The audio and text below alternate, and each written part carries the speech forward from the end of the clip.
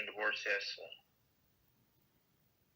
regarding chapped lips on Shabbos, if we want to remove discomfort, how do we avoid transgressing refuah and smoothing?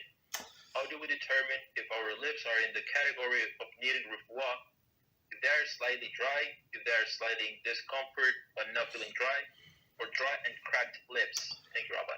That's a very good question. So basically, we could not do much with dry lips, and even if you want to, like, some people bite lips, so it's very proper never to bite these lips even during the weekdays. Why? Because if you get used to, you're going to bite them on Shabbos as well, and it is forbidden. Because why? It is a normal way how to people do things with the lips. Usually people don't take scissors and cut the dried lips. So that's not much you can do. So if you suffer from the cold or something going outside, so just stay home if it bothers you so much. It's one of those what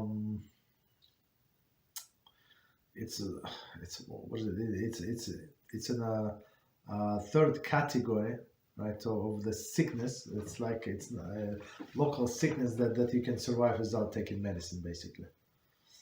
And so you have a pain in the leg, you have a pain in this. That's, I mean, if you don't take a painkiller or something, nothing's going to change.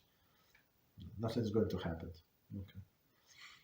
So not much you can do, because all of these are going to smooth, and you cannot cut it. So I had it a few times. So I just learned how to ignore it.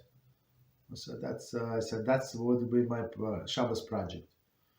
Okay, just ignore it. Okay. So what else? Hello? Yes. Yeah, so I was thinking about this issue of the chapped lips. So if the person cooks something that is kind of oily, say for example, I like to cook with a lot of olive oil, like the sauce from the pasta or whatever that I cook for Shabbos. If I eating and some of this remaining oil stays in my lips, can we rub with our lips a little bit? I think so, yeah. In this case, there is no problem. Whatever you, yes. Actually, you gave a very good example. Yeah, if you want to use this solution, yes, there is no problem.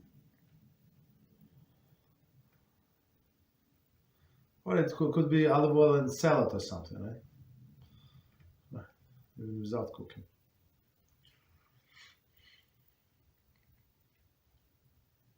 Thank you, Rabbi. You're welcome.